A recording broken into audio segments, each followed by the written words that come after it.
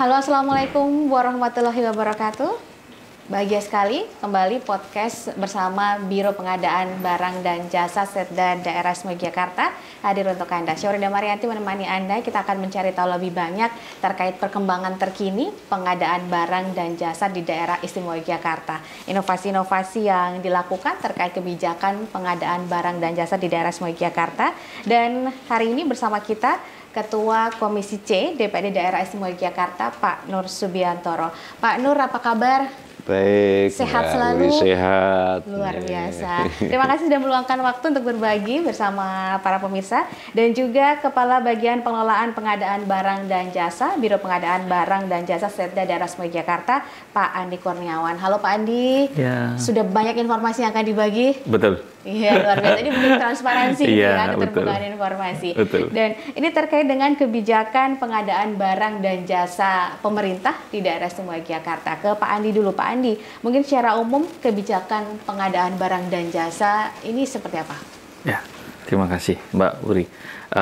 Mohon izin Pak Nur Andi. Kami dari Biro Pengadaan Barang Jasa Setda DIY mungkin sebelumnya mungkin menyampaikan saja informasi bahwa kami adalah biro baru di pemerintah daerah Istimewa Yogyakarta. Jadi yang sebelumnya itu kita ada di eselon 3, tapi sekarang kami sudah ada di eselon 2. Jadi kami berdiri biro sendiri karena memang amanat dari KPK pada saat itu bahwa untuk sektor pengadaan barang jasa memang harus berdiri sendiri tadi, tidak menjadi bagian dari eselon 2. Jadi menyambung pertanyaan dari Mbak Wuri tadi, memang yang pertama terkait kebijakan pengadaan barang dan jasa. Kalau secara umum sebenarnya kita bisa mengambil dari Perpres terkait pengadaan barang jasa, Perpres nomor 16 tahun 2018 yang sudah diperbarui di tahun 2021 kalau tidak salah, itu nomor 12. Jadi kebijakan pengadaan barang dan jasa itu memang tidak jauh dari penggunaan uang negara secara tepat. Mungkin nanti Pak Nur bisa menjelaskan lebih lanjut. Penggunaan uang negara secara tepat untuk kepentingan dari masyarakat, sehingga pengadaan barang ini bisa tepat waktu, tepat mutu, tepat biaya, dan tidak kalah penting lagi yaitu adalah penggunaan produk dalam negeri. Karena sekarang ini baru digembar-gemborkan sejak zaman pemerintahan sebelumnya itu memang penggunaan produk dalam negeri itu sangat diutamakan. Mulai muncul dari Inpres segala macam sudah muncul, kemudian pemberdayaan UMKM dan lain-lain. Jadi di tahun 2025 ini kami dari Biro Pengadaan Barang dan Jasa di Setda DIY mengacu kepada Perpres nomor 16 tahun 2012 bahwa kita tidak lepas dari itu, kita juga menyampaikan kepada teman-teman OPD lain yang nanti akan menggunakan pengadaan barang jasa ini, baik tidak hanya untuk teman-teman OPD tapi masyarakat lain juga, teman-teman penyedia juga, bahwa jangan main-main dengan uang negara. Jadi uang negara ini harus dipergunakan sebaik mungkin sehingga barang jasa yang nanti dihasilkan itu menghasilkan tepat waktu, tepat mutu, tepat biaya. Kemudian juga tadi tidak kalah penting adalah penggunaan produk dalam negeri. Mungkin itu Mbak Uri. Iya. Jadi memang ini diharapkan agar kemudian uang negara, anggaran yang sudah disiapkan ini kemudian digunakan ini benar-benar optimal penggunaannya. Betul. Dan apa yang dirasakan masyarakat juga sesuai gitu ya. Betul. Dari Pak Nur dulu Pak, mungkin secara umum kebijakan pengadaan barang dan jasa yang saat ini dilakukan begitu ya, ini sudah mulai dengan ada pelibatan UMKM, kemudian juga memang prinsipnya awalnya untuk bisa mewujudkan transparansi dan apa yang dikeluarkan itu yang harus benar-benar dihasilkan. Dari DPRD seperti apa? Jadi begini Mbak, sesuai dengan tupoksi kami di DPRD ini kan fungsinya kan legislasi, anggaran, dan pengawasan. Ya, kita ada bidang pengawasan. Oleh karena itu kami mendorong betul PBJ, Biro PBJ ini dalam rangka nanti membantu dinas-dinas karena memang tadi sudah berdiri sendiri kan dinas-dinas lain ketika harus ada pengadaan barang, kemudian kemungkinan tender, ini harus ada aspek transparansi dan akuntabilitas. Ini yang penting, akuntabilitas. Jadi semuanya bisa terkontrol. Sekarang kan kita baru, khususnya daerah istimewa Yogyakarta kan ngerso dalem ini betul-betul Bapak Gubernur menegakkan nanti good governance, ya kita pemerintahan yang bersih dan berwibawa. Oleh karena itu kami DPRD mensupport betul itu.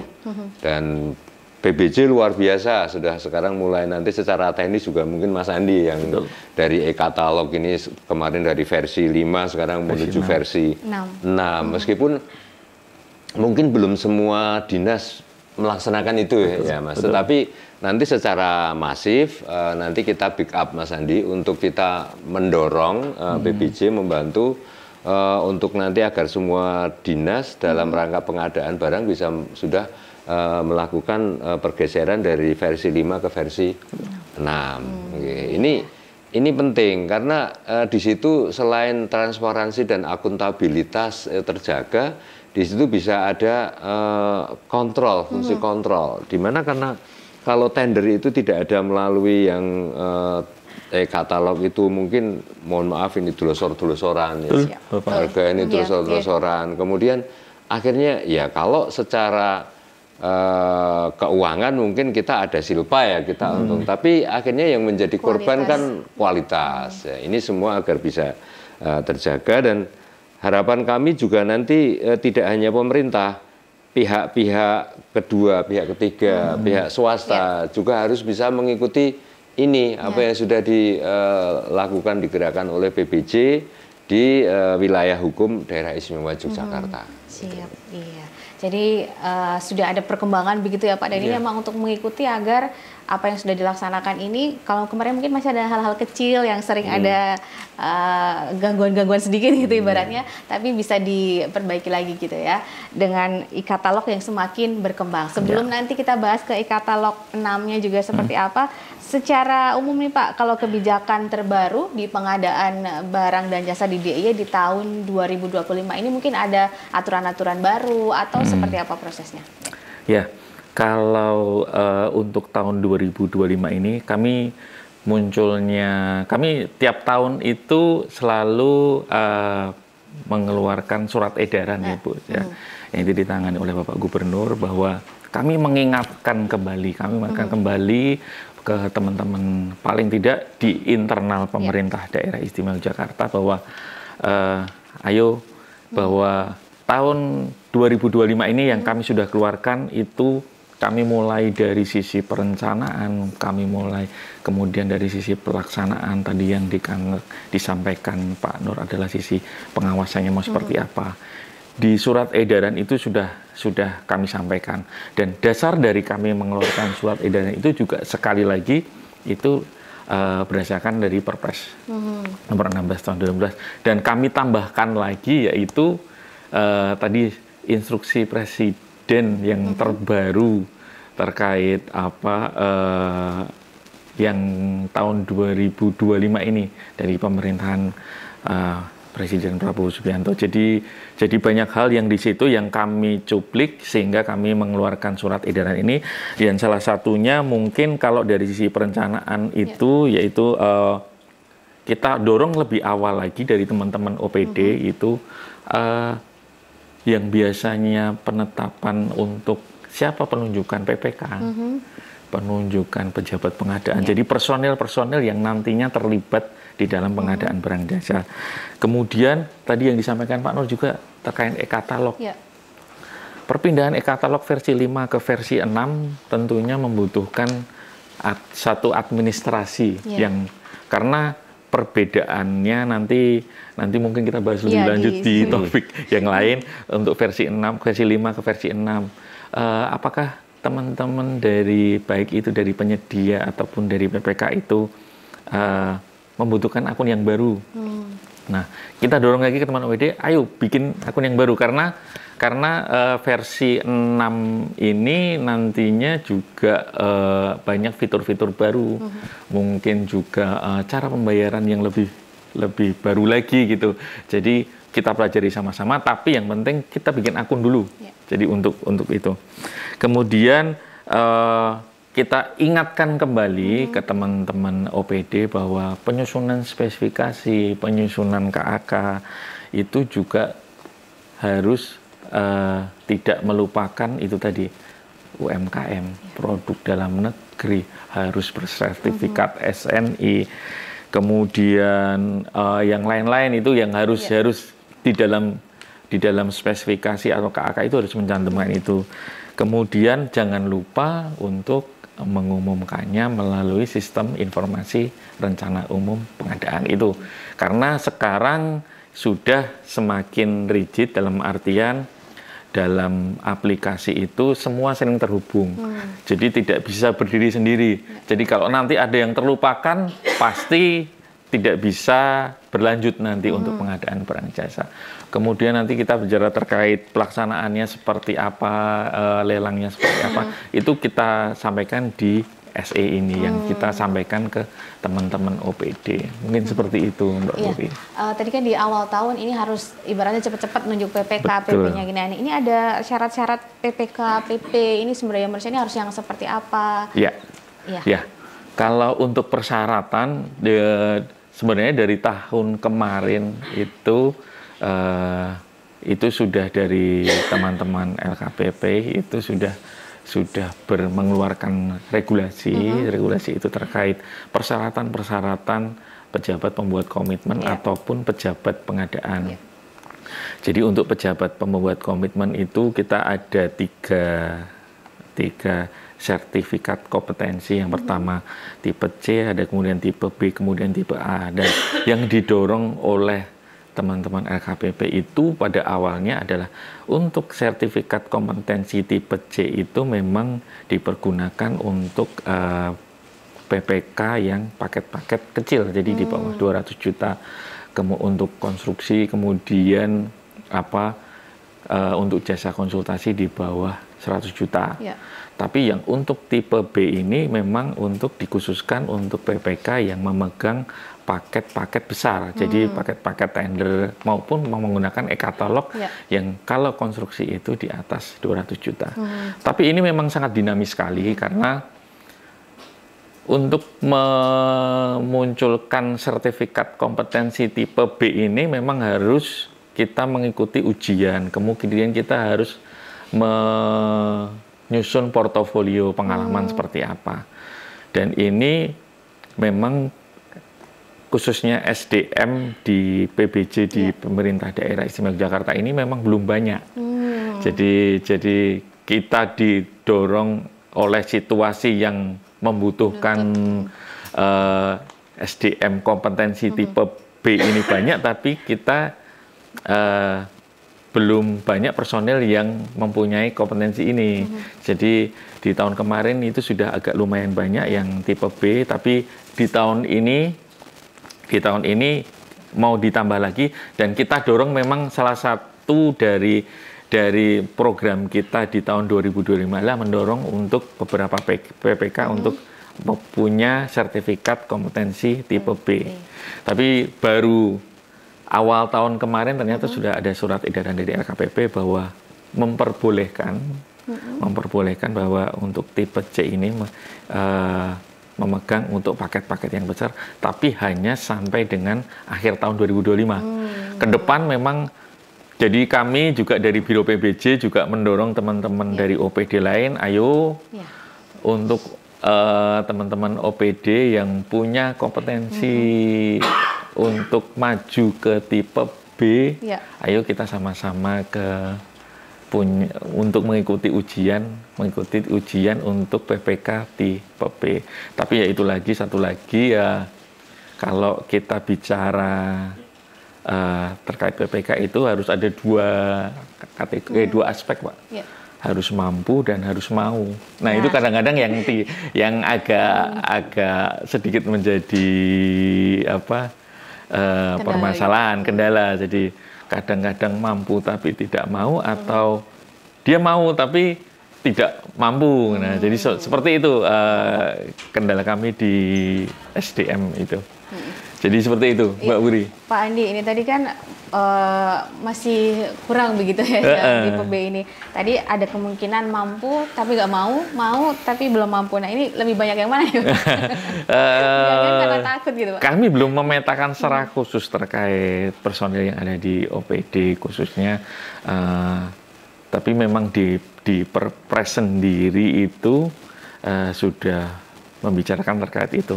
Jadi kalau misalkan tidak ada tipe B atau tipe C yang walaupun sudah ada regulasi baru tipe C bisa, tapi kalau memang tidak ada, memang harus dijabat oleh PA atau KPA. Dalam hal ini kebanyakan kepala dinas, Pak. Jadi kepala dinas nanti PPK seluruh paket di OPD itu memang itu dimungkinkan secara regulasi. Tapi memang didorong, ayo teman-teman yang lain, baik itu eselon 3, eselon 4 itu bisa untuk mendapatkan sertifikat kompetensi untuk PPK tipe B. Tapi paling itu tidak ada biayanya nggak untuk misalnya? Ya, kalau untuk tipe C sekarang free, Pak. Jadi kita modelnya kita pakai MOOC itu mendaftar saja secara online, kemudian diberikan materi, kemudian nanti ujiannya pun secara online. Tapi untuk tipe B mungkin memang berbayar. Soalnya kan ini Pak. Tadi kan saya sampaikan kalau di kita di DPR ini kan tadi fungsinya itu kan legislasi, anggaran dan pengawasan. Jadi ketika itu harus berimbang. Kita tidak hanya mengawasi doang kan, kita juga mungkin harus mendorong juga PBJ. Kalau memang ada kendala terkait dengan SDM dan itu ada ini, mestinya kan nanti jenengan ajukan aja ke anggaran ke kita. Nanti kita bantu di Dewan PPK. Karena ini sudah menjadi keniscayaan. Betul. Ini program ini harus menjadi keniscayaan dari pemerintah DIY.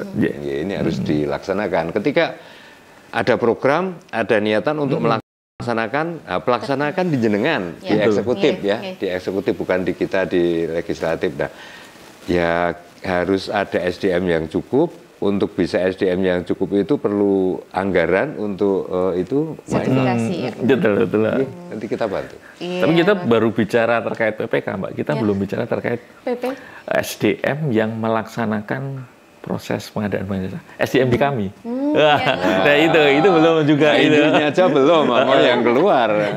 Kita internal kami masih kekurangan sebenarnya harusnya sesuai apa regulasi dari pusat itu.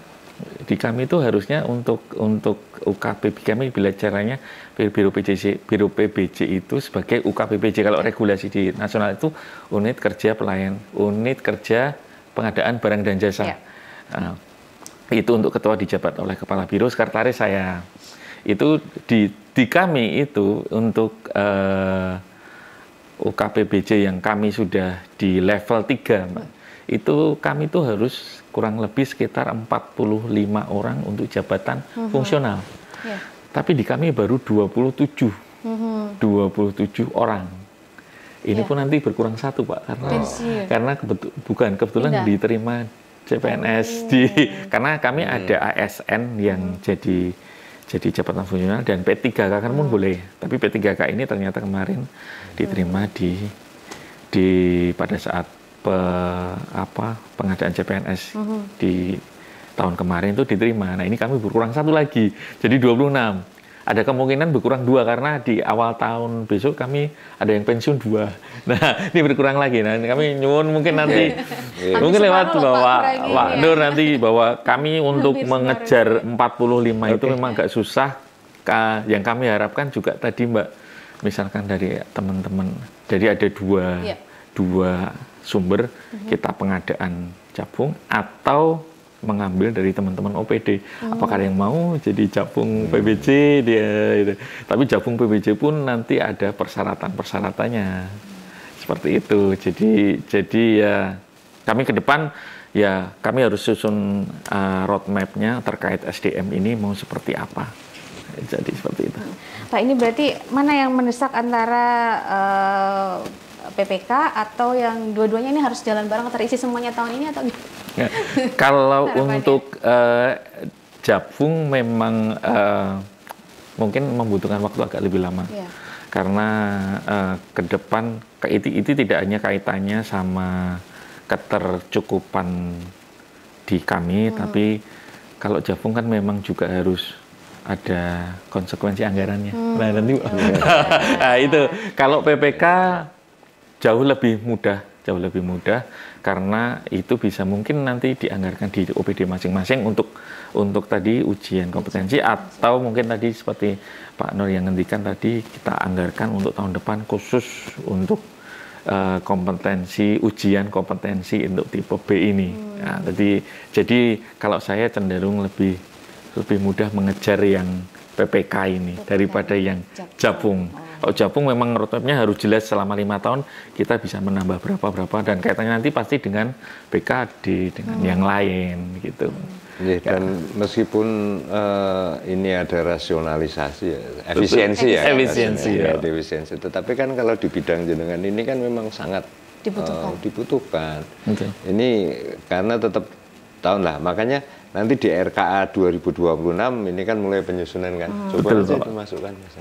Nanti kita bantu pengawalan di pembahasan tapi di komisi. Tapi ini harus nunggu 2026 Pak, nggak bisa di perubahan 2025 mungkin? Kalau perubahan 2026 ini mengikuti ini aja kemungkinan bisa, tapi setelah tadi yang disampaikan Inpres 1 2025 kemudian diikuti dengan surat edaran menteri terkait dengan perubahan RKA kan didorong harus ada perubahan RKA yang mengacu kepada programnya nasional. Siap. Jadi mungkin akan di 2026 gitu ya. Ini semoga nantinya yang PPK bersertifikasi juga terpenuhi. Meskipun skala prioritas. Skala prioritas 2026 yang 2025 apa dulu nanti dilanjutkan 2020. Iya, oke. Baik Pak Nur Subiantoro dan juga Pak Andi, kita akan lanjutkan perbincangan kita terkait kebijakan pengadaan barang dan jasa di lingkungan Pemda Daerah Istimewa Yogyakarta dalam podcast persembahan Biro Pengadaan Barang dan Jasa Setda Daerah Istimewa Yogyakarta. Kami segera kembali.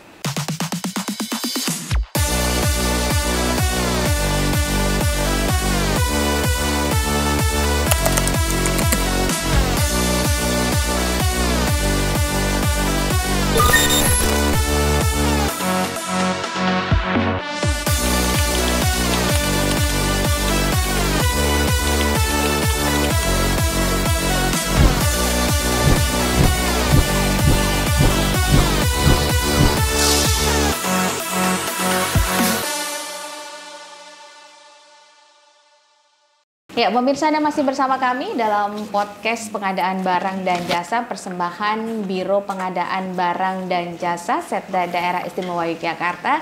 Kali ini terkait dengan kebijakan pengadaan barang dan jasa di Daerah Istimewa Yogyakarta. Kita bersama dengan Ketua Komisi C DPD Daerah Istimewa Yogyakarta, Pak Nur Subiantoro, dan juga Pak Andi, Kepala Bagian Pengelolaan Pengadaan Barang dan Jasa Setda Daerah Istimewa Yogyakarta. Tadi sudah terkait SDM, biarpun masih jumlahnya mungkin masih perlu ditambah gitu ya. Tapi dari sisi keyakinan mereka, apakah yang sudah ada ini masyarakat bisa menaruhkan kepercayaan? Ya, kalau bicara terkait kemampuan kan kita coba di Biro Pengadaan Barang dan Jasa kan. Bahkan tidak hanya di biro kami pun, di yang lain pun kalau kita bicara personil itu mesti selalu bicara kurang ya. Tapi melihat dari tugas dan fungsi kami sebagai Biro Pengadaan Barang Jasa, memang kami mau tidak mau memang harus memaksimalkan potensi yang ada di teman-teman di Biro Pengadaan Barang dan Jasa. Jadi dengan jumlah 27 orang tadi yang kami punya, ditambah dengan mungkin teman-teman sekretariat, kemudian juga teman-teman pendukung yang lain, kami mencoba memaksimalkan fungsi ini. Tapi memang ke depan mungkin kami sampaikan ke Pak Nur juga, sebenarnya trennya itu menurun dalam artian seperti ini. Di tahun per tahun, mulai dari mungkin 2015 setelah COVID ya, mungkin setelah COVID, karena COVID otomatis sudah tidak ada pengadaan lagi Pak, ya, karena semua diefisiensi, dirasionalisasi itu trennya menurun. Kami tahun kemarin itu kurang lebih 161 paket Pak, pengadaan, 161 paket itu sejauh menurun dari tahun sebelumnya yang mungkin sekitar 200-an, 200-300. Karena apa? Karena itu tadi yang disampaikan Pak Nur tadi juga, penggunaan e-katalog. Penggunaan e-katalog itu semakin masif juga. Karena itu memang didorong oleh teman-teman dari APIP, baik itu dari KPK ataupun dari LKPP sendiri, penggunaan e-katalog. Jadi dengan turunnya tingkat jumlah tender yang masuk di kami 161, mungkin ini juga tahun ini kami prediksi turun lagi.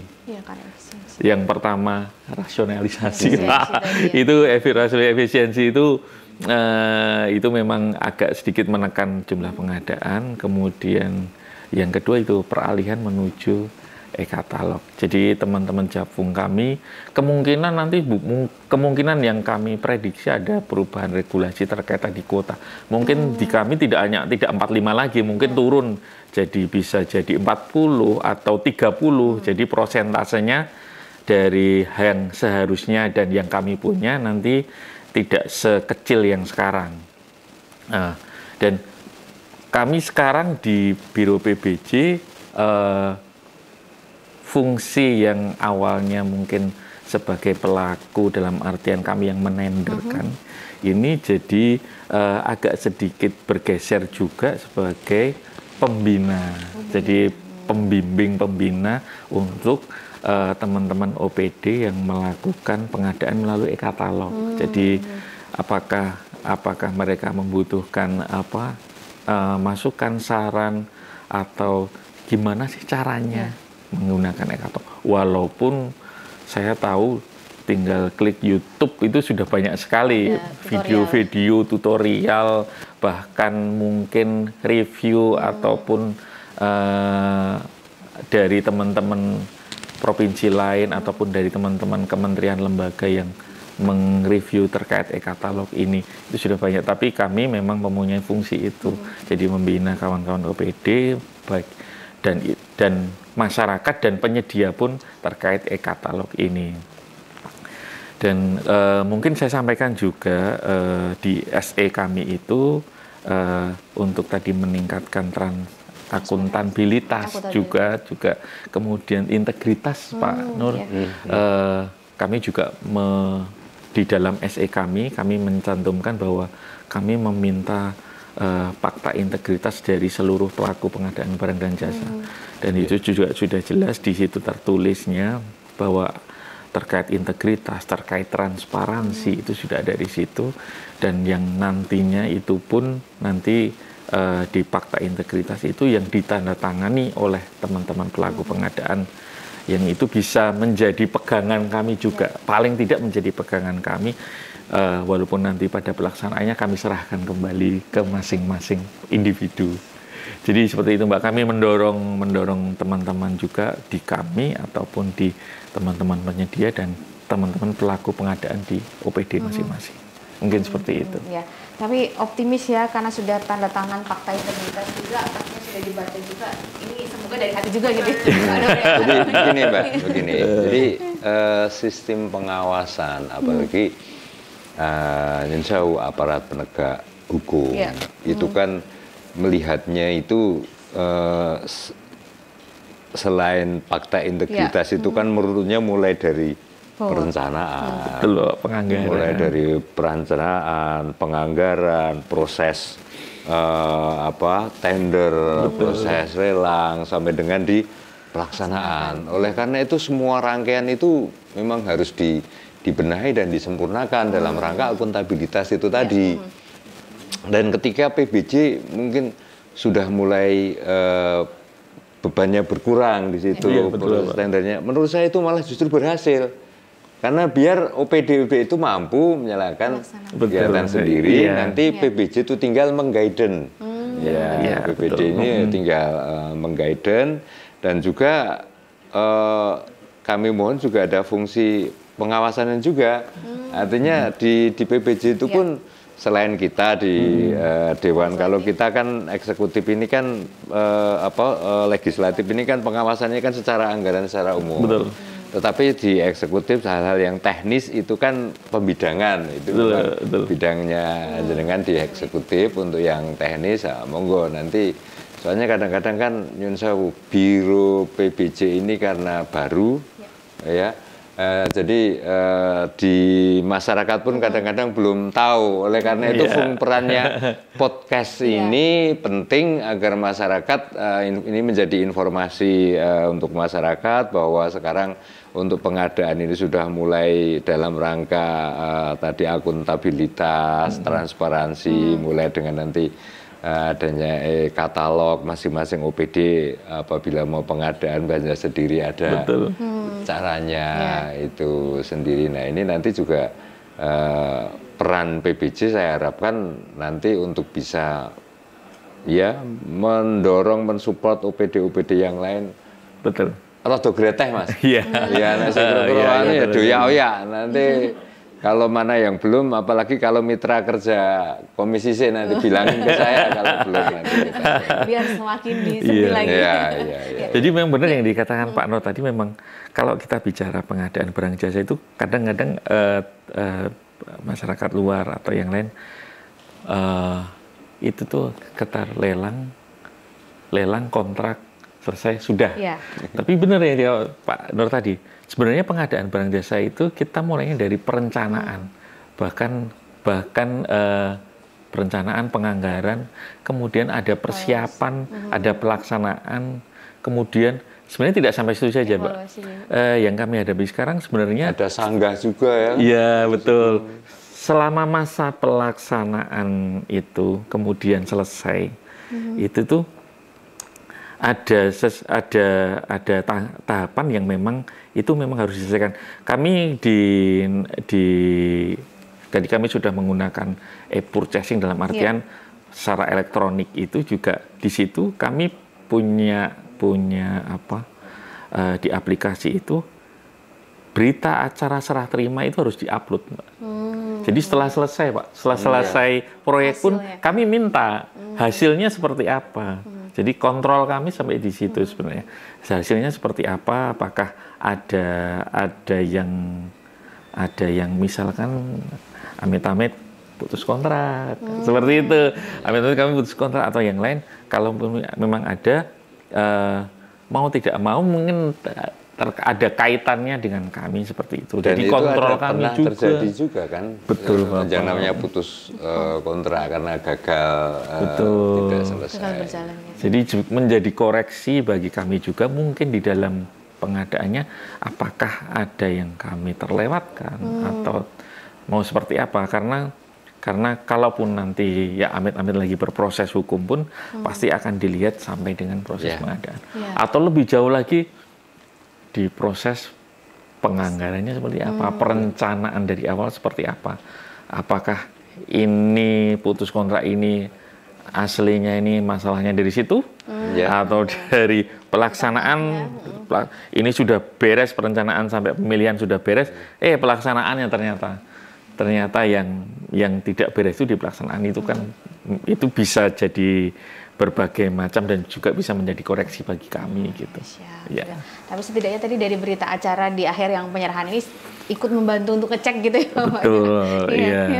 Ya. Nah, Pak, ini juga mungkin kan tujuannya juga transparansi gitu ya dari pengadaan barang dan jasa ini. Selain pengawasan oleh legislatif, masyarakat juga kan mungkin pengen juga nih untuk mengetahui bagaimana sih pengadaan barang dan jasa, atau ada paket-paket apa aja ini tahun ini siapa yang akhirnya berhasil mengerjakan atau seperti apa. Ini ada akses yang bisa dilihat.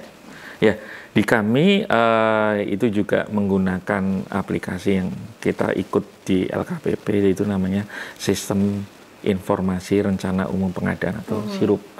Nah, di SIRUP ini memang dari teman-teman OPD itu dia mau pengadaan apa saja wajib mencantumkan, memasukkan, mengisi di SIRUP itu. Jadi di SIRUP itu nanti ada isian terkait pagunya berapa, kemudian lokasinya di mana, kemudian nilai jangka waktu pelaksanaannya dari kapan sampai kapan, kemudian metode pemilihannya mau seperti apa. Dan di situ nanti dari teman-teman OPD mengisi di situ, dan itu bisa diakses oleh masyarakat, bisa. Tapi informasi yang bisa dilihat oleh masyarakat mungkin tidak sedetail yang ada di itu.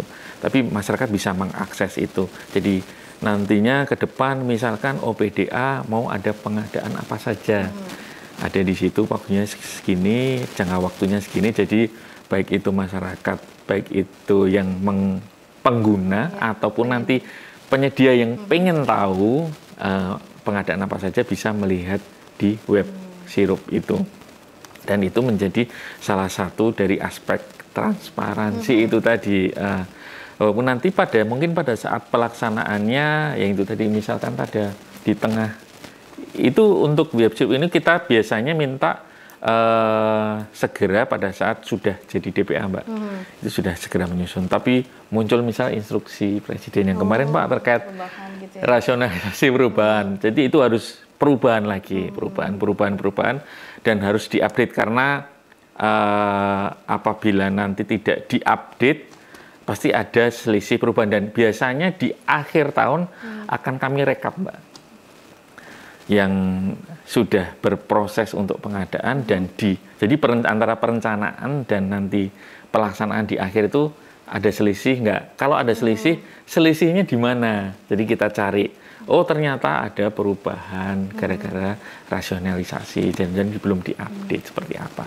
Kemudian, oh ternyata itu tadi yang saya sampaikan, putus kontrak misalnya kita putus kontrak. Nah, yang terjadi sampai kegagalan seperti itu mungkin nggak, Mas Andi? Mungkin katakanlah di e-katalog itu sudah ada kan standarisasi harga, tetapi di luaran ternyata barang itu ada kenaikan harga yang ya bukan inflasi lah, tapi semacam inflasi kayak gitu.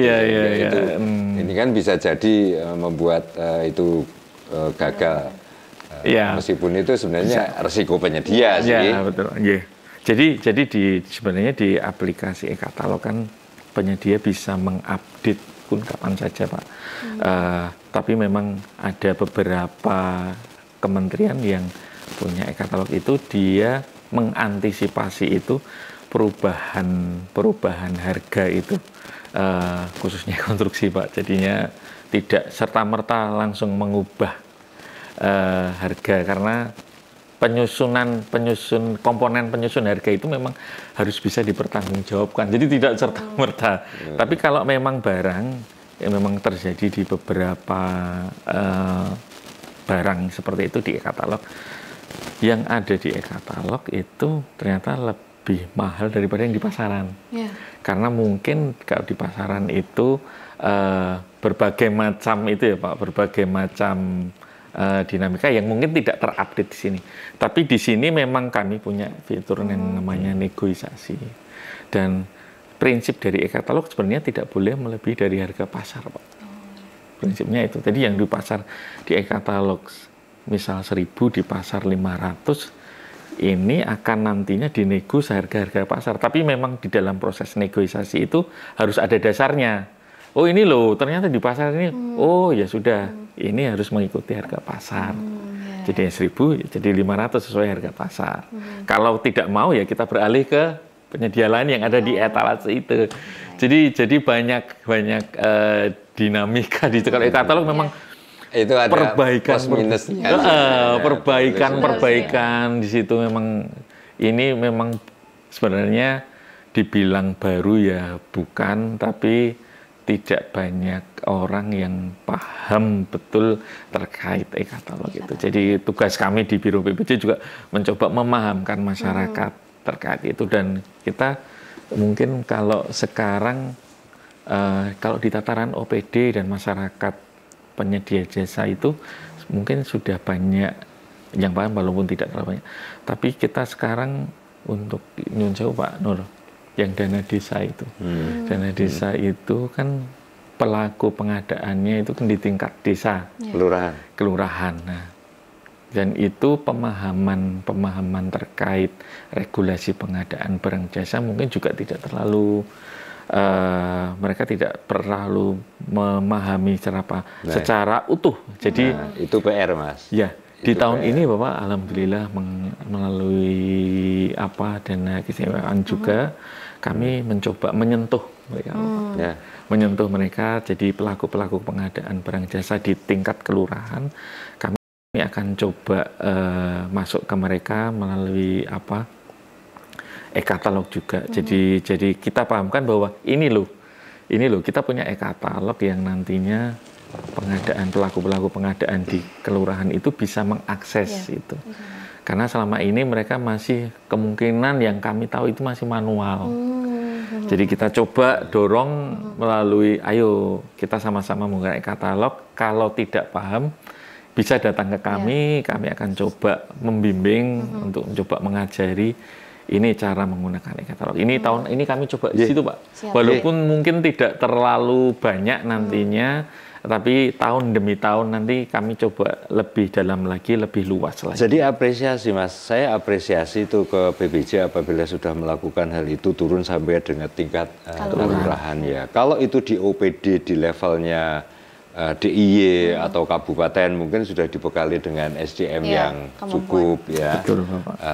Artinya, tapi kalau yang itu di levelnya kelurahan, bagi saudara-saudara kita yang Pamong lurah sampai Pamong yang pelosok-pelosok sana itu karena ketidaktahuan karena ketidaktahuan akhirnya memunculkan permasalahan di kemudian hari. Nah, itu yang kita tidak ingin dan kita tidak rela. Oleh karena itu saya apresiasi apabila nanti PBJ itu mau turun sampai ke level kelurahan, meskipun nanti juga bersama-sama dengan kabupaten. Artinya kan ada PBJ-nya kabupaten yang bidang itu, ambil aja sampling, katakanlah per kabupaten itu dalam 1 tahun 5 dulu, dalam 1 tahun nanti progres terus itu agar karena anggaran itu besar juga. Per kelurahan selain ADD itu kan ada BKK. Betul. BKK kelurahan itu kan yang melaksanakan kan kelurahan. Jadi jangan sampai kita memberikan makanan enak tapi nanti beracun di kemudian hari. Karena ketidakpahaman gitu ya. Tegolarane aja tego patine lah wong Jawa ditututi, Mas. Apresiasi itu. Kalau butuh anggaran operasional jenengan untuk turun ke bawah ya ajukan aja di RKA, nanti kita backup di. Siap, luar biasa. Ini bisa Mas nanti didukung terus dengan Komisi C untuk bisa lebih mendampingi teman-teman di kelurahan. Kalau perlu saya punya aspirasi, pakai aspirasi saya nggak apa-apa, nanti lewat RKA jenengan kita diskusikan. Nanti turun ke kelurahannya bersama saya ikut ini kan.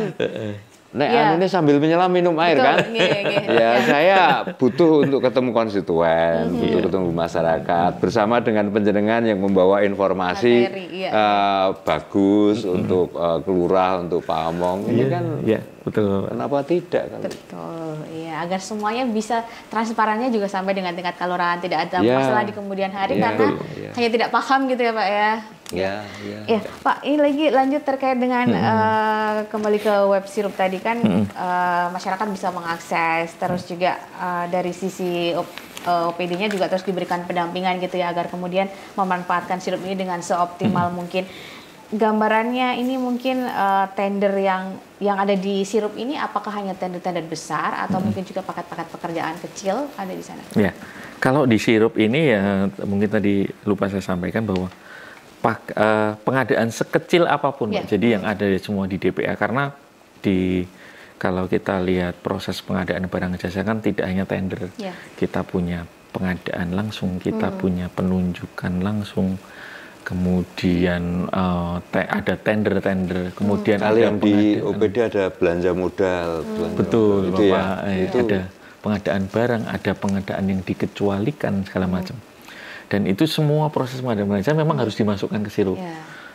Bahkan mungkin sebagai contoh kecil, pengadaan makan minum rapat yang hanya mungkin 200.000, memang harus dimasukkan, Mbak. Dimasukkan ke sirup semua, biar kami bisa kontrol semuanya. Jadi nantinya akan kami rekap semua di akhir tahun, yang menggunakan tender segini, yang seleksi itu untuk jasa konsultasi segini, pengadaan barang segini. Nah, itu bisa nanti kami rekap di akhir tahun, bisa kami jadikan informasi ke kami dan menjadikan mungkin koreksi ke kami, database kami ke depan, kebijakan apa lagi yang bisa kami sampaikan ke tahun ke depan. Jadi seperti itu, jadi macam-macam. Iya, jadi memang di sana semua paket pekerjaan ada gitu ya Pak ya di Sirip ini, dan ini memang membuka akses untuk masyarakat untuk bisa mengetahui ada apa aja yang mungkin mau terlibat langsung juga bisa, yang ingin mengawasi, membantu pemerintah, membantu departemen mengawasi agar pengadaan barang dan jasa ini benar-benar transparan juga bisa memantau melalui Sirip ini. Masih banyak terkait dengan pengadaan barang dan jasa. Kita akan kembali, kita jeda sejenak.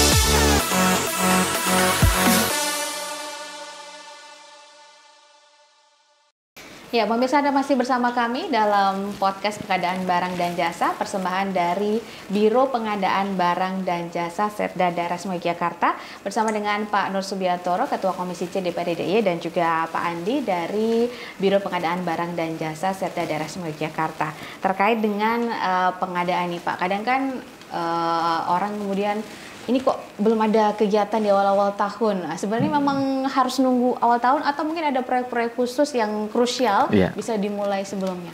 Ya, kalau kita bicara itu, kalau untuk pengadaan yang dilakukan sebelum tahun berjalan itu, kalau di kami tender dini atau pengadaan dini. Jadi memang sering dilakukan oleh kementerian lembaga bahwa tender dini itu biasanya sudah dikeluarkan regulasi oleh kementerian itu di triwulan ketiga itu, bahwa persiapan untuk tender dini apa saja, kemudian persyaratannya apa saja dan lain-lain. Dan itu kalau biasanya yang ada di OPD itu, OPD teknis ya khususnya, itu di Dinas PU, kemudian ada di dinas lain itu terkait jasa keamanan, kebersihan yang memang harus dimulai di awal tahun. Ya, betul. Ya, kalau contoh ininya mungkin kalau yang di BWSDM yang gedung DPRD ini ya.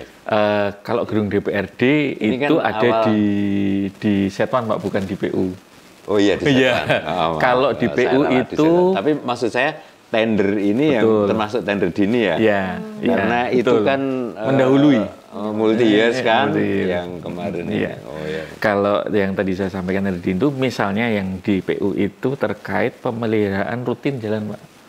Kan itu memang itu yang wajib mengikat ya, karena itu memang harus ada tiap tahun. Dan itu harus dilaksanakan selama 12 bulan full, dimulai dari Januari awal sampai akhir 31 Desember. Dan itu biasanya dilakukan memang di awal tahun. Jadi ya di awal tahun itu sudah dilakukan tender dini. Tapi semakin ke sini terakhir itu ternyata menggunakan e-katalog. Jadi tidak tender dini lagi, karena memang sudah diakomodir di e-katalog bisa. Karena teman-teman dari APBN pun ternyata untuk pemeliharaan rutin menggunakan e-katalog. Jadi sudah bisa. Jadi tugas kami sekali lagi berkurang, Pak. Ya, saya menarik Mas Andi. Nanti mungkin kalau pas off air ya, ada yang teknis di rapat saya itu pengen kami sampaikan. Jadi tapi kerangka besarnya adalah begini. Ini tadi ingat ketika perawatan jalan ya, perawatan jalan rusak nih, jalan rusak. Ketika itu juga masyarakat kan sudah mulai wah ini terus kemudian muncul di medsos. kami hanya tidak ingin kemudian pemerintah itu alasannya wah ini harus mengikuti dilelang di melalui tahun berikut ini. Betul. Jadi saya ada gambaran, ada teknis yang itu mungkin bisa dilakukan sehingga ketika muncul di media nih, jalan sana rusak, 3 hari kemudian langsung PU turun tangan, langsung itu benahi jalan itu. Yang jalan rusak loh ya, bukan proyek-proyek tapi yang diakibatkan oleh mungkin musim hujan begini ini kan. Betul. Itu mungkin perlu diskusi nanti sehingga ini ada solusi untuk agar lebih cepat. Tapi memang tadi yang saya sampaikan sebenarnya tipe pengadaan barang jasa itu kan ada yang melalui tender, ada yang melalui tadi pengadaan. Ada satu lagi swakelola, Pak. Ya, swakelola itu kan salah satu juga dari apa tipe nanti pelaksanaan kontraknya itu mau swakelola ataupun yang lain tuh sangat dimungkinkan. Tapi sekali lagi itu pilihan. Itu pilihan mau menggunakan metode apa yang sekali lagi kalau Pak Nur tadi bilang 3 hari harus ditutup. Nah, jadi kita mau menggunakan tipe kontrak apa nih? Kalau e-katalog sangat mungkin bisa, Pak. Swakelola bisa. Kalaupun menggunakan kontrak yang tender biasa juga bisa. Tapi itu juga tergantung nantinya tadi Pak plus minusnya. Itu dari PPK mau menggunakan apakah swakelola ataukah menggunakan e-katalog atau menggunakan tadi kontrak biasa, itu ada plus minusnya. Tapi yang kalau menurut saya yang paling cepat untuk mengatasi masalah, karena yang namanya jalan itu satu ya itu tiap hari dilewati masyarakat. Jadi kalau saya kan berpikirnya itu kan keperbiaan saya kepada masyarakat ya. Jadi bagaimana masyarakat itu juga, karena kita itu kan pelayan ya. Betul, Bapak. Melayani masyarakat dengan baik. Ketika ada keluh kesah itu kita langsung bisa hadir memberikan solusi, maka itu luar biasa kan di masyarakat. Kalau soal hal yang teknis kan mungkin bisa juga nanti swakelola itu mungkin semacam jadi apa ya, misalnya PUSDM punya semacam barisan yang ada pekerja apa ya, saya ada gambaran nanti apa sebutannya apa itu, sehingga nanti yang melaksanakan itu pasukan tempur yang ada di unit reaksi cepat. Nah, semacam itu. Unit tanggap darurat atau unit. Kalau di bencana itu kan ada seperti itu. Menurut saya di PU juga menurut saya bisa itu punya unit reaksi cepat yang itu di tingkat levelnya kabupaten ya. DIY kan karena keterbatasan SDM, DIY kita punya unit reaksi cepat yang ada di kelurahan sana. Nah, untuk barang anunya itu sudah ready di situ, tinggal ngambil, dilakukan, selesai 3 hari selesai, masyarakat senyum. Gitu. Ya itu anu sih Pak ya, kalau saya nanti kalau bicara itu banyak hal yang mengikuti sih Pak. Memang secara mungkin ke jangka waktu cepat Pak. Tapi ikutannya kan banyak biasanya ya. Ini PR-nya jenengan, PR-nya PBJ. Teknis sekali sih memang. Jadi yang saya sampaikan pemilihan itu pilihan apakah mau tadi dilaksanakan secara swakelola tadi yang unit reaksi cepat. Wah, saya sepakat sebenarnya itu juga Pak. Itu cepat karena mengurangi bebannya jenengan. Dan mengurangi bebannya PU juga. Karena ketika itu yang melaksanakan unit reaksi cepat, ya itu kan pelaksanaannya sana kok, ono popo kan kita juga. Nah itu teknisnya ini kita juga. Tapi yang penting saya mendorong itu penjenengan sampaikan ada pilihan. Loh, kalau ada pilihan ya kita harus memilih dong. Untuk memilih harus itu menjadi keniscayaan untuk memilih, karena kita bisa melayani masyarakat dengan lebih baik. Betul. Iya, ini juga terkait pelayanan untuk masyarakat ini, harapannya kan dari pengadaan barang dan jasa ini tidak hanya masyarakat bisa merasakan dari hasilnya. Iya, hasilnya masyarakat merasakan, tapi masyarakat juga yang ingin terlibat dalam pengadaan barang dan jasa ini. Mungkin dari pelaku usaha-usaha kecil gitu Pak Adi, mungkin ada ruang khusus yang diberikan lebih besar untuk UMKM, ini mungkin sebelum ke Mas Andi, saya ingin mendorong begini Mas Andi. Jadi sekarang ini kan termasuk yang dicanangkan oleh Pak Presiden ya, dengan nanti kemarin munculnya Inpres 1, kemudian diikuti dengan SE Mendagri, surat edaran Mendagri tentang nanti anggaran untuk rakyat ini. Nah sekarang kan yang didorong ekonominya oleh pemerintah pusat, Pak Presiden ini kan ekonomi UMKM lokal. Kami monggo regulasinya bagaimana, saya berharap nanti PBJ ini, Biro Pengadaan Barang dan Jasa ini kan kebutuhannya pemerintah daerah ini kan macam-macam nih kan, selain mungkin kalau yang itu proyek-proyek besar itu mungkin ya memang harus kebutuhan besi apa itu memang harus perusahaan, tapi kan ada yang itu kebutuhan, ada mungkin alat tulis, kemudian kan pengadaan itu juga makanan itu kan juga ya seragam. Itu ya seragam atau apa itu bagaimana bisa itu ya kita tetap fair, menurut saya fair, tidak boleh terus keberpihakan pada ini. Tetapi bagaimana itu bisa memberikan peluang lebih besar kepada UMKM itu masuk terkait dengan regulasi. Ada regulasi yang bukan dipermudah juga nggak bagus. Regulasi yang memberi ruang lebih besar kepada UMKM kita untuk bisa terlibat di situ. Gimana Pak Andi? Ya. Keterlibatan UMKM di pengadaan barang dan jasa. Sepakat dengan apa yang disampaikan Pak Nur ya, memang sekarang dari dan lokal gitu loh Mas. Iya.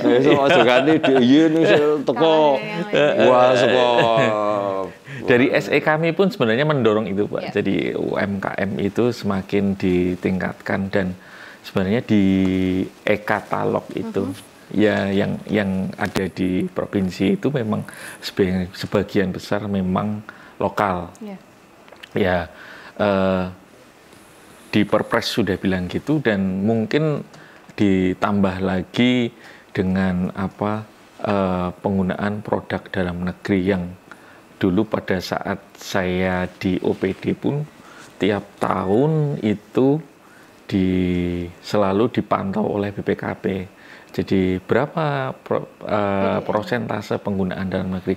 Tidak hanya kalau kita bicara penggunaan produk dalam negeri itu kan sebenarnya linear juga sedikit banyak linear dengan UMKM ya. Kalau kita bicara tender besar tadi, besi, semen, kemudian apa Pak?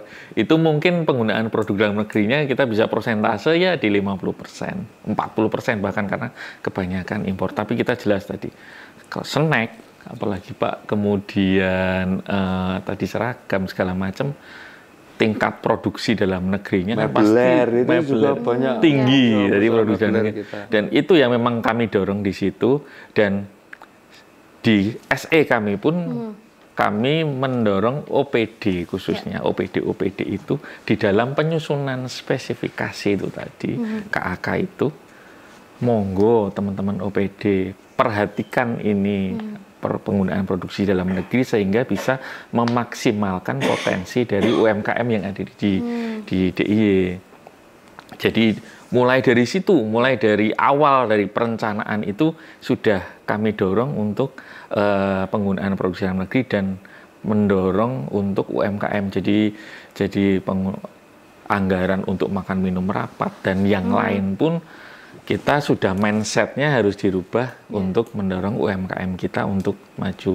Dan di e-katalog pun di kami sebagian besar memang UMKM mendominasi di situ.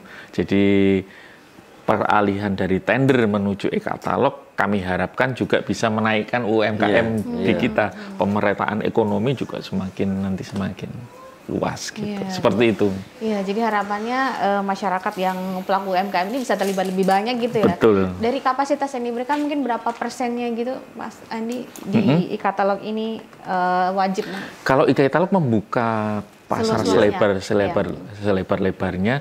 Kemudian juga untuk memasukkan kalau kita pengen kita punya misalkan Pak Wuri punya catering atau punya apa ya ATK mau menayangkan etalase di situ pun nanti persyaratannya juga tidak susah nanti bisa berkoordinasi dengan kami persyaratan apa saja. Yang pastinya berbadan hukum berbadan hukum, jadi tidak gampang orang untuk memasukkan mencantumkan harga di situ, jadi nanti ikutannya pun nanti tidak bermasalah di kemudian hari. Jadi UMKM yang memang kredibel yang kita bisa tayangkan di e-katalog gitu, seperti itu. Jadi harapannya ini UMKM-nya juga naik kelas, tapi dari sisi kualitasnya yang kemudian ikut pengadaan barang dan jasa ini yang dirasakan juga memang benar sesuai, jangan sampai masuk tapi kemudian ternyata hasilnya tidak memuaskan gitu ya. Iya, ini juga selain keterlibatan UMKM ini di pengadaan barang dan jasa kan juga ada ibaratnya prinsip untuk mendorong pemerataan ekonomi dan juga pengadaan berkelanjutan, Pak Andi. Yang digambarkan pemerataan ekonomi yang seperti apa? Jadi menyambung tadi ya Mbak yang UMKM juga tadi tujuan kami adalah salah satunya terkait pengadaan barang jasa adalah pemerataan ekonomi. Jadi semakin banyak yang terlibat di situ, semakin banyak orang yang kredibel, sekali lagi kredibel. Tidak ada monopoli ya Mas? Tidak ada monopoli, semakin banyak yang yang terlibat, itu juga semakin baik. Persaingan usaha juga Pak, semakin baik. Ada kaitannya tadi juga sekali lagi dengan pengadaan berkelanjutan. Ini sebenarnya sudah didorong oleh pemerintah pusat terkait pengadaan berkelanjutan, itu di Perpres juga sudah ada. Jadi kalau saya bisa bilang pengadaan berkelanjutan itu ada 3 aspek. Jadi aspek sosial, ekonomi, dan lingkungan hidup. Masing-masing aspek ini berkaitan erat dengan keberlanjutan. Jadi di sini keberlanjutan itu dalam artian pengadaan barang jasa nanti yang dihasilkan. Kita tapi tidak hanya bicara output, tapi bicara proses juga.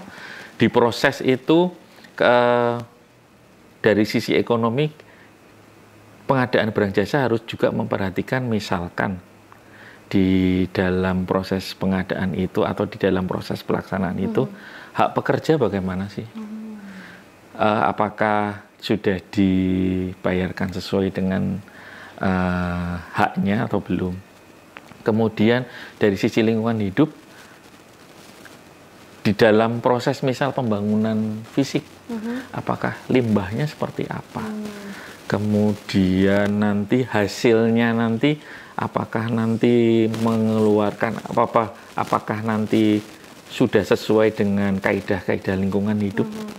Kemudian dari sisi ekonomi, harusnya dari teman-teman OPD pada saat perencanaan sudah menghitung nanti apakah kami hasilkan nanti di pengadaan itu aspek ekonominya, kebermanfaatan secara ekonomi itu apakah sudah dihitung secara detail atau sudah dihitung ini nanti secara umum bisa bertahan selama 5 atau 10 tahun, nilai ekonominya seberapa. Itu yang sebenarnya didorong oleh pemerintah pusat dan kami juga mendorong itu, 3 aspek itu, ekonomi, sosial, dan lingkungan hidup. Dan ini membutuhkan mungkin waktu yang panjang ya Pak, karena pemahaman masing-masing OPD itu beda-beda. Jadi kami juga berusaha sedikit demi sedikit memahamkan bahwa paling tidak di kami dulu pada saat nanti paket tender ke kami akan coba lihat dari sisi ekonomi, sosial, lingkungan hidup. Ini akan kami bedah lagi dengan teman-teman OPD. Semoga pengadaan-pengadaan yang nanti akan kami proses di Biro PBJ nanti sudah memenuhi kaidah 3 aspek ini. Mungkin itu. Tapi di e-katalog misalnya kayak yang berkelanjutan, ini kan tadi misalnya kayak peduli lingkungan gitu, apakah sudah tampak begitu atau bisa ditambah biar lebih mudah pemilihnya gitu? Ke depan ya Mbak, nanti kalau kami bicara mungkin karena kami juga berfungsi sebagai pembina, jadi ke depan akan kami coba sampaikan juga ke teman-teman yang sudah masuk e-katalog, monggo nanti produk-produk yang jenengan masukkan ke dalam e-katalog ini harus juga memuat 3 kaidah ini, aspek ekonomi, sosial, dan budaya. Jadi pada saat pendaftaran untuk masuk etalase atau pembinaan selama proses dia ada di dalam e-katalog itu. Nanti kami coba sedikit demi sedikit, karena tidak mungkin langsung kami terapkan regulasi 3 ini, nanti bisa chaos nanti di pengadaan barang jasa. Pemahaman pelan-pelan dulu gitu ya. Betul. Iya. Dan ini kita sudah di penghujung perbincangan kita terkait kebijakan pengadaan barang dan jasa. Nah, Pak Andi dulu mungkin dari Biro Pengadaan Barang dan Jasa, harapan pengadaan barang dan jasa ke depan di daerah Semarang Jakarta. Ke depan kami di Biro Pengadaan Barang dan Jasa, karena kami sudah ada di eselon 2, sehingga Bapak Gubernur sangat berharap ke kami untuk pengadaan barang jasa di Provinsi Daerah Istimewa Yogyakarta ini menghasilkan barang dan jasa yang bisa bermanfaat bagi masyarakat luas, tidak hanya masyarakat di Provinsi Daerah Istimewa Yogyakarta, karena kita tahu penikmat provinsi ini di akhir minggu, weekend, atau di hari-hari besar ini nanti itu semua masyarakat Indonesia mesti akan di sini, dan kami harapkan kami melaksanakan tugas dan fungsi kami secara baik dan benar, dan kami harapkan juga untuk para stakeholder, baik itu penyedia, baik itu nanti aparat penegak hukum dan yang lain-lain, dan masyarakat sebagai user itu nantinya bisa membantu kami untuk melaksanakan tugas dan fungsi kami secara baik dan benar.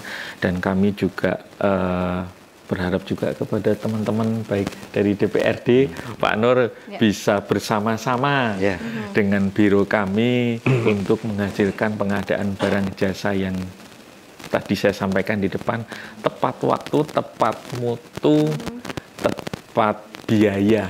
Nah, itu sehingga outputnya bisa dimanfaatkan secara optimal oleh masyarakat. Matur nuwun. Dari Pak Nur Subianto. Melanjutkan apa yang disampaikan oleh Mas Andi terkait dengan tadi pelayanan yang lebih baik, tepat waktu, tepat mutu. Ya, kami karena PBJ ini kan mitra kerja kami di komisi, kami akan dorong agar PBJ ini dalam rangka transparansi dan akuntabilitas belanja atau penyediaan barang di khususnya di pemerintah daerah istimewa Yogyakarta ini bisa berjalan lebih baik. Selain aspek itu, kami bisa berharap agar nanti juga berdampak ekonomi, mampu meningkatkan daya saing produk lokal di masyarakat, sehingga sektor-sektor ekonomi juga akan bergerak dengan nanti e-katalog, kemudian transparansi. Ini yang kita harapkan. Jadi ujung-ujungnya adalah semua ini selain transparansi dan akuntabilitas adalah ujung-ujungnya adalah bagaimana kita bisa melayani masyarakat lebih baik. Iya, dan DPRD senantiasa mendukung gitu ya Pak ya? Iya. Ya, terima kasih Pak Nur Subianto, Ketua Komisi C DPRD DIY atas waktunya, dan juga Pak Andi Kurniawan, Kepala Bagian Pengelolaan Pengadaan Barang dan Jasa, Biro Pengadaan Barang dan Jasa Daerah Istimewa Yogyakarta. Terima kasih banyak informasinya, dan semoga pengadaan barang dan jasa Daerah Istimewa Yogyakarta ke depan ini semakin transparan, semakin akuntabel, dan juga sesuai tadi yang diharapkan, sesuai dari sisi kualitas, mutunya, waktunya, jumlahnya, dan juga biayanya. Apa yang dikeluarkan ini benar-benar bisa pengadaan barang jasa yang optimal di pelaksanaannya juga, dan juga keterlibatan dari UMKM yang semakin besar, UMKM dan koperasi di daerah Istimewa Yogyakarta memanfaatkan produk-produk dalam negeri. Dengan demikian UKM juga bertumbuh, ekonomi masyarakat juga bertumbuh, tujuan akhir kesejahteraan masyarakat juga bisa terwujud. Terima kasih. Sampai bertemu lagi di podcast Biro Pengadaan Barang dan Jasa. Saya Urida Marianti mohon diri. Wassalamualaikum warahmatullahi wabarakatuh. Waalaikumsalam warahmatullahi wabarakatuh.